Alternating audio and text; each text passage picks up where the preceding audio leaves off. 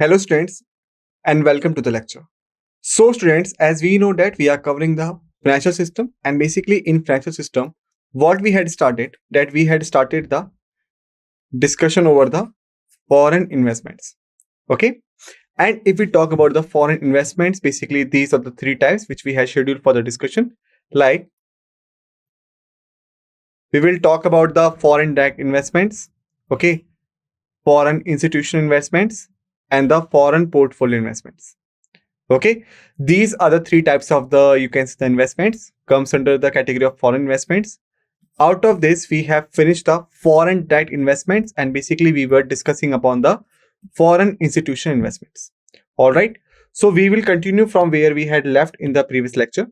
Okay, like, basically we had started the understanding the FII. Okay, and in this, the first the heading is there is that restrictions on the equity shares. Another restrictions imposed on FIIs is on the number of equity shares they can buy in a single company.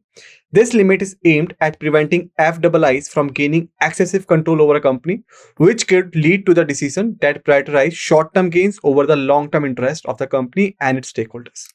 So basically, if we talk about it, then we must first talk about the equity shares.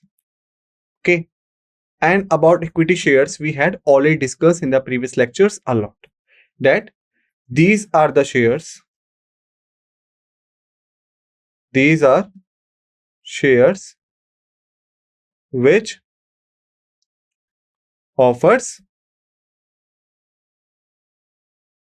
ownership in an organization, right? That is what we talk about, that these are shares which offers ownership in an organization. All right, so basically if we talk about it, then suppose this is an company called XYZ. Okay, so every company having the 100% equity shares, right?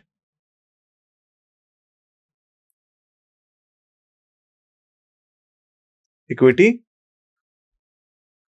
shares, and basically the ownership is decided on the basis of percentage of equity shares holding, right? So we could say that if someone holds more than 51% of the equity shares will be the owner, right? That is the thing.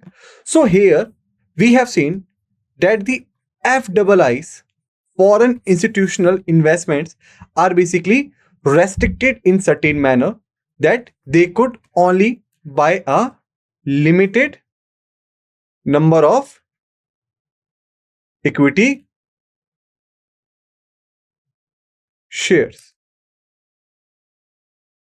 All right, so for this there are two aims. Okay, like behind the decision there are two aims. The first aim is no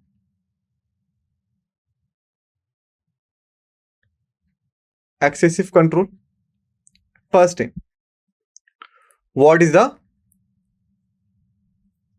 second aim? Second aim is long term protection. Okay, so these are the two things. So basically if we break it down, so suppose if there is any FII, all right, and suppose there is no restrictions or no limit on buying of the equity shares. So if XYZ launches the 100% equity shares into the market, so FIIs now acquire more than 51% of the equity shares. So technically the owner will be the FII. And even if we are not taking the FII as an owner, why? Because there is a reason that the FIIs are generally not allowed to own companies in India. Otherwise, that will be a FDI. Why? Because as we have discussed that there are two ways for FDI: directly open a new venture and acquire the already existed venture. So XYZ in such case is already existed venture. So if the FII invested the money and buys more than 51% shares, what will happen? The ownership will be transferred to the FII, and that will be some kind of the foreign direct investments. But you can say that we are required to keep this discussion within the vicinity of FII, right? Foreign institutional investments. So basically, we will not say that the FII will acquire more than 51%. Okay. Instead of this, let's assume that they are holding 45% to 48% equity shares in one organization. So that means the FIIs are powerful and the influential figure in the management on the operations of the XYZ because they having 48% ownership of this. Okay. So what will happen that there are chances that the FII will influence the management and the operations of the XYZ in a favor of FII members. All right. So that is the main thing. Second one is the long-term protection. Why it is so? Because if we talk about the equity shares and the non-equity shares, the only difference in them is fixed returns. Like as we have discussed, non-equity shares does not provide any kind of ownership, but they provide the fixed returns. Okay, it means that doesn't matter how the company is performing, whether they're going high, whether they're coming low, you are not supposed to bear the losses and bear the profits they are going. Okay, you will receive your fixed percentage of returns, right? But in the equity shares, the one who purchases the equity share will be the part or the owner of the company. Okay, so whatsoever will be happen to the company, the exact thing happens with the holder, right? Whether it's a profit, he will receive profit. If it's loss, he will be in loss, right? That will be the thing. Okay, so basically the equity shares offers a long-term planning and the long-term protection.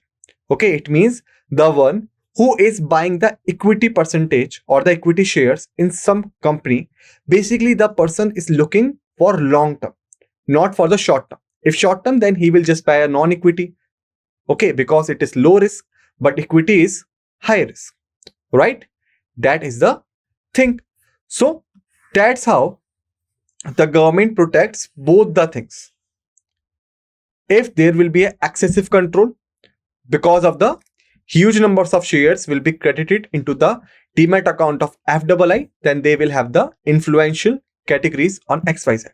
Okay, and even if we take that, suppose they are holding, let's take an example that they are holding 35% equity shares. All right, 51 is with the XYZ. So if we go by this 49 minus 35, how much shares are left? Only 14% shares are left. Okay, so there are chances that these 14% shares will be holding by someone, right? Maybe the group of individuals, maybe the single individual, or whatsoever. All right. So if the FII, which owns a huge chunk in the form of the equity capital in the XYZ, the FII is now influencing the management and the operations of the XYZ in their favor. Okay, or you can say in favor of them, then what will happen? That will be a injustice for those who holding these 14% shares.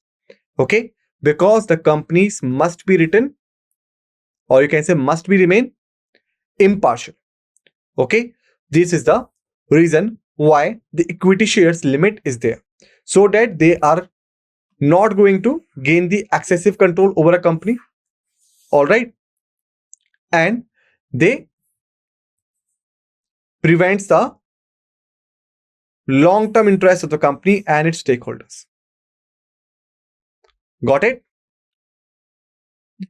Thereafter, mitigating potential risk.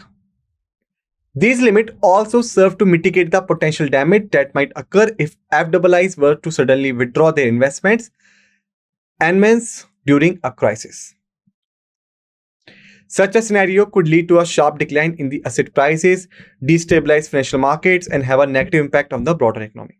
So basically, we could say, suppose if there is two FIIs, okay, and what they did that in 10 companies, this FIIs invested in the equity shares in a huge amount, and in 20 companies this FIIs injected a huge amount. So total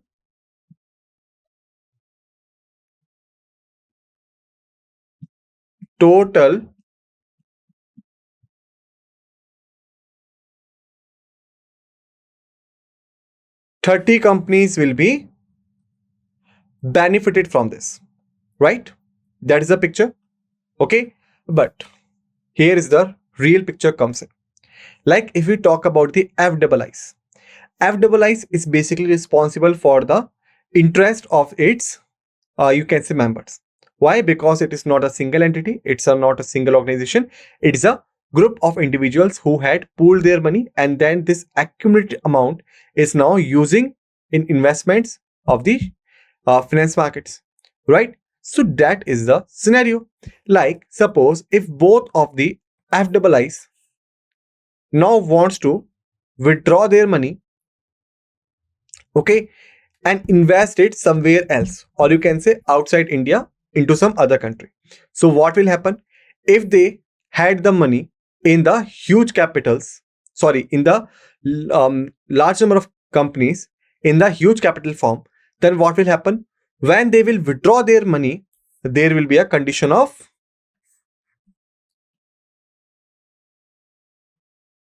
quick decline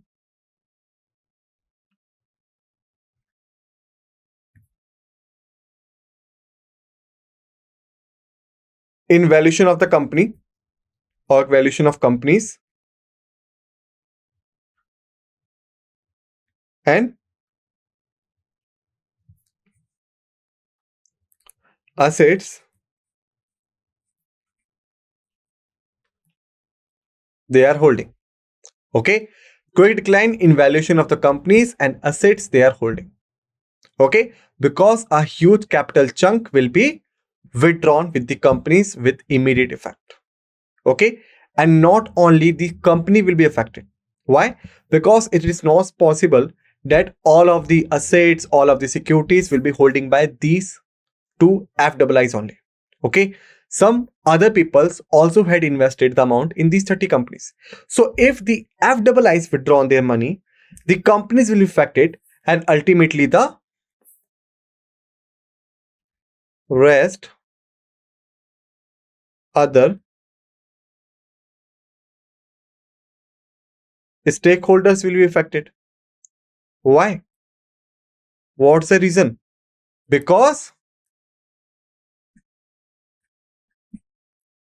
they will also suffer due to the quick decline in valuation of the companies and assets they are holding. All right, that is the reason.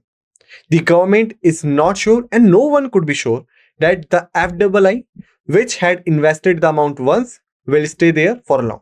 Okay, because their investment is huge, but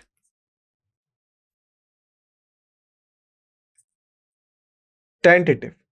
Why? Because they are responsible for the fund members' profit. Whenever the fund members require that they want to increase their profit, the FIIs will withdraw the amount from one country and invest it into the other. Okay. Thereafter, considerable factors: FII, foreign direct investments versus FDI, foreign direct investment versus FII, foreign institutional investors. FDI refers to the investment made by the foreign entities in a country for the purpose of establishing business operations or acquiring substantial ownership in companies. Okay, like as we had discussed, that there are two ways for FDI.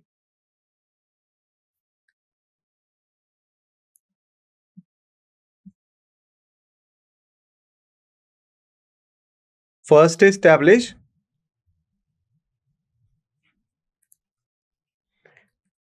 new venture. Okay. Second is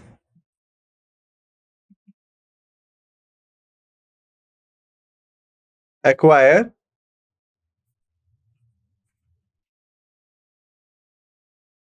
already established venture.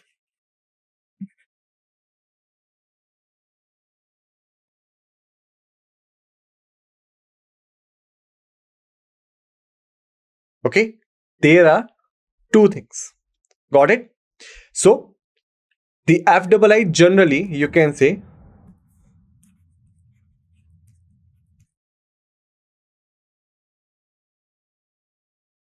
generally goes to these two areas.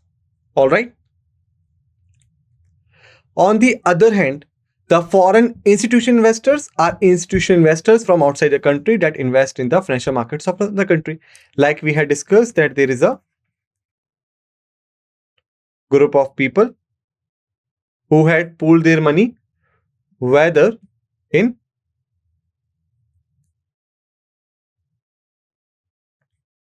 hedge funds,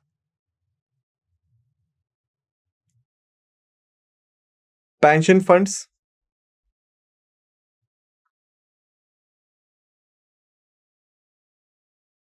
mutual funds,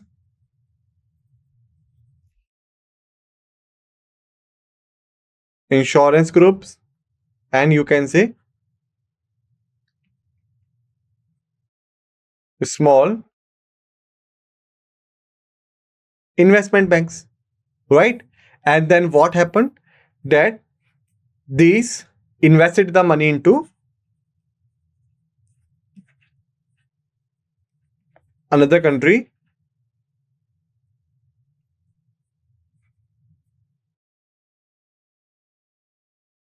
financial market, right? So that is the condition. Okay, so I hope now you have understood the difference between the FDI in FII again in a clear form. Thereafter, impact on the stock securities market, exchange rate, and inflation. FIIs have a direct impact on the stock market and securities market of a country. Their buying and selling activities can influence stock prices and the market indexes. Additionally, their investments can affect the exchange rate of the country's currency as well as inflation levels, especially if their investments lead to increased demand for goods and services. So basically, we could say, suppose there are three things. First is impact on share market. Second is impact on exchange rate. Okay. Third is impact on inflation. Okay. So let's discuss them one by one. First is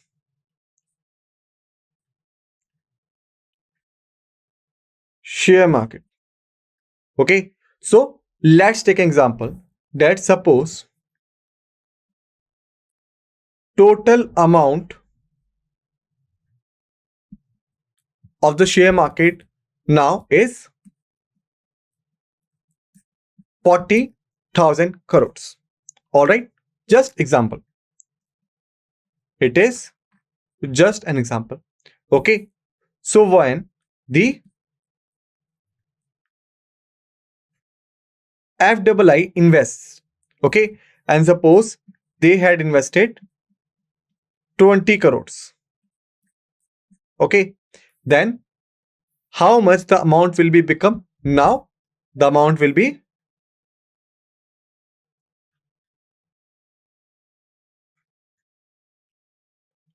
rupees 60,000 crores. Okay, and if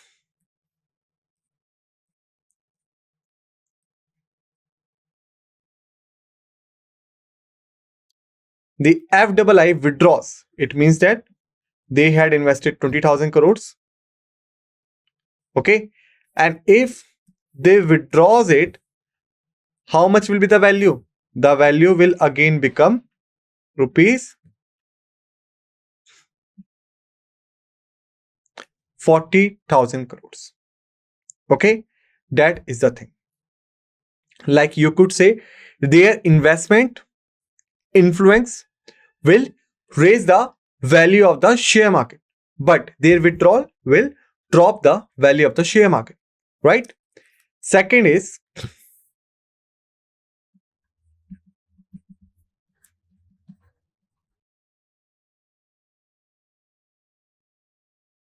exchange rate, right? So basically, the exchange rate is value of dollar and foreign currency in respect of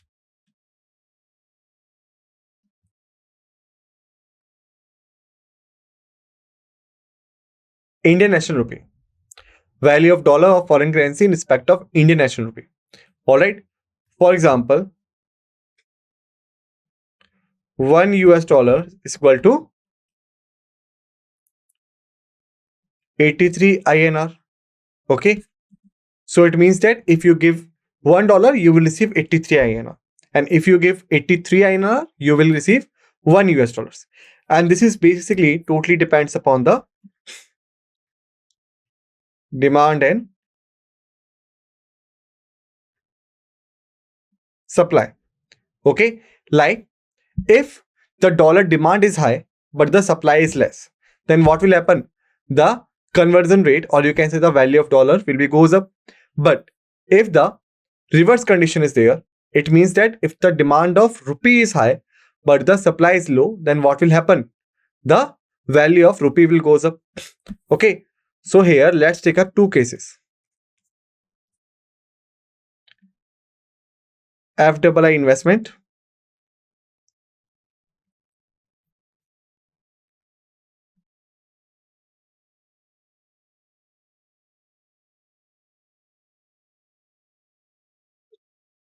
FII withdrawal.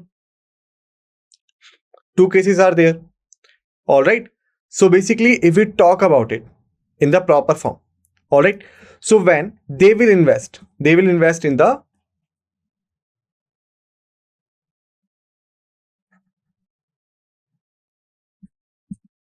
form of international currency, right? And international currency is usually the US dollars, right? So when the supply will, you can say, come to the market, then what will happen? The demand will goes up, the supply will crosses up. Okay, so what will be happen? That the value of dollars, or you can say the more precisely the USD, will be goes down. In the reverse case, on the reverse scenario, that when they will withdraw the same thing, international currency or the US dollars. So what will happen? The demand of dollars will goes up and the supply will be goes down. So the value of USD will increase. Got it? That is the scenario. Let me repeat it for you. Basically, the exchange rate is a value of dollar or the foreign currency in respect of the Indian national rupee. Okay, like we have taken an example, 1 US dollars is equal to 83 Indian national rupees. Okay, it is totally depend upon the demand and supply, right? So basically, when we talk about the investment part of the FII, so they usually invest in international currency and the USD, right? Okay, so whenever they will invest, so suppose if there is demand is only for $1,000, okay, but due to the investments, $4,000 have been invested. Then what will happen? Demand is less, the supply is high, the value of the US dollars will be goes down. All right. In the reverse scenario, when they will withdraw, so suppose the demand is $4,000, but due to the withdrawal, right now the supply is only for the $1,000.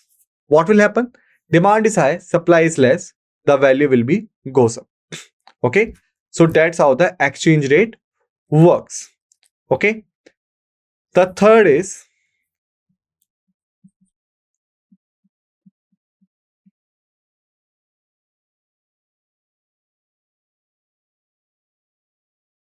inflation level, right?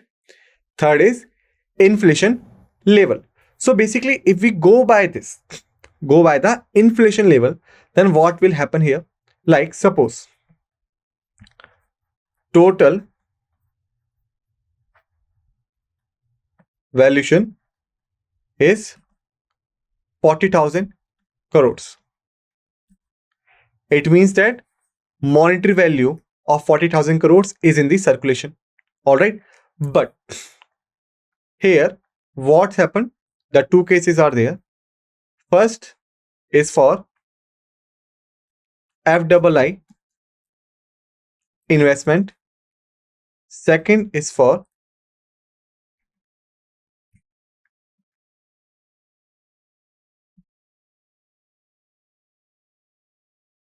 FII withdrawal.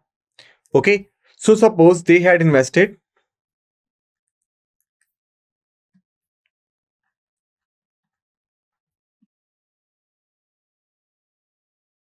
20,000 crores into the market. So what will happen? Right now the money circulation will be goes up, and whenever the money circulations goes up, what happens? The inflation level will also goes up, right? That is what we have seen in the previous lectures. All right, first scenario. But in the next scenario, if they withdraw 20,000 crores from the market, what will happen? The money circulation will goes down, and whenever the money circulation will goes down, so what will happen? The inflation will comes down, right? That is what we have seen. So that's how the three things affected: share market, exchange rate, inflation level, just because of the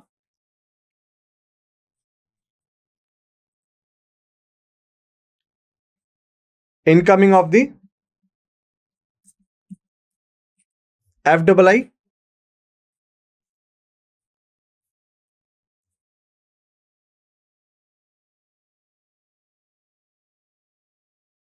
outgoing of the FII. Okay. Thereafter, types of investments. FIIs can invest in the varied type of companies, including the listed, unlisted, to be listed companies, and on the stock market. Now, here is one thing. Like we know that the listed company, okay, it's normal that they could invest into the listed companies. We know that the stock market companies are basically the listed companies. But what is the scenario with the unlisted company? Okay, like as we had seen that unlisted companies are those companies which are not registered with the stock exchanges. So if the company is not registered with the stock exchanges, how the FII could invest in it? So basically, this FII investment is usually made through the FDI. Okay, so you could say due to the approval of government, FII could make certain investments in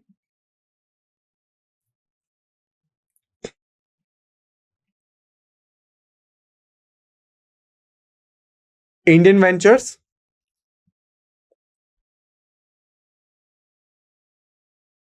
in form of FDI. Okay, like you could say, if there are two cases, the first company is the listed company. This is the listed company.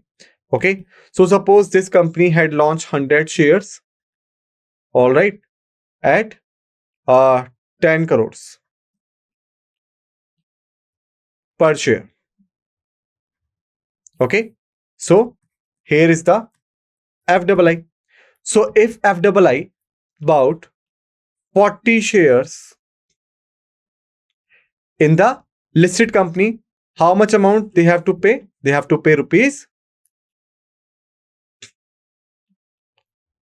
400 crores, right? If they want to buy the 40 shares. Secondly, suppose if there is a unlisted company called the ABC.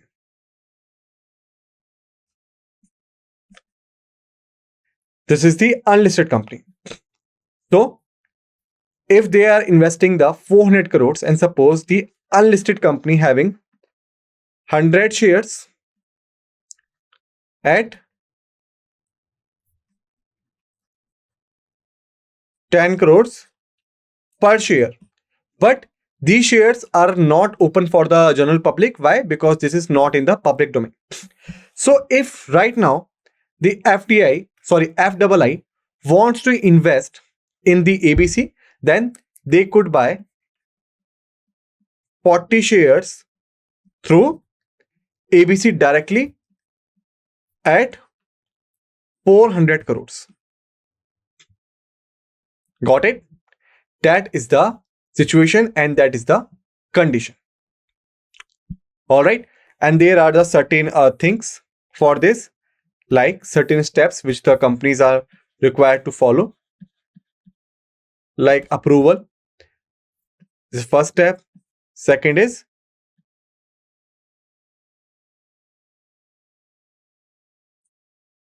sectoral caps. Third is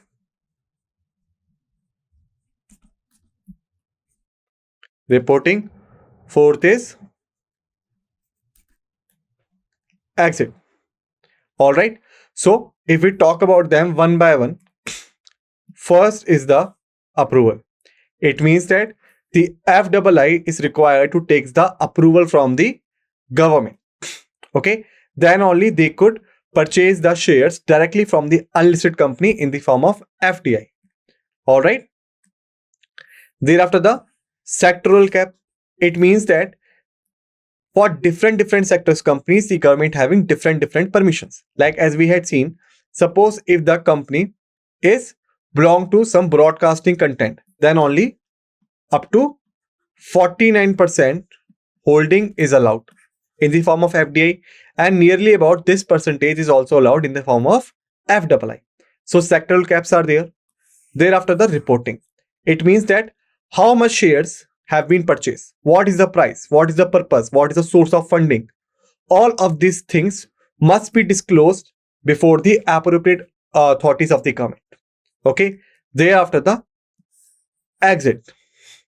It means that if in future the FII wants to exit India and wants to withdraw the amount, okay, then they are required to make the private sale. What is the difference between private sale and the public sale?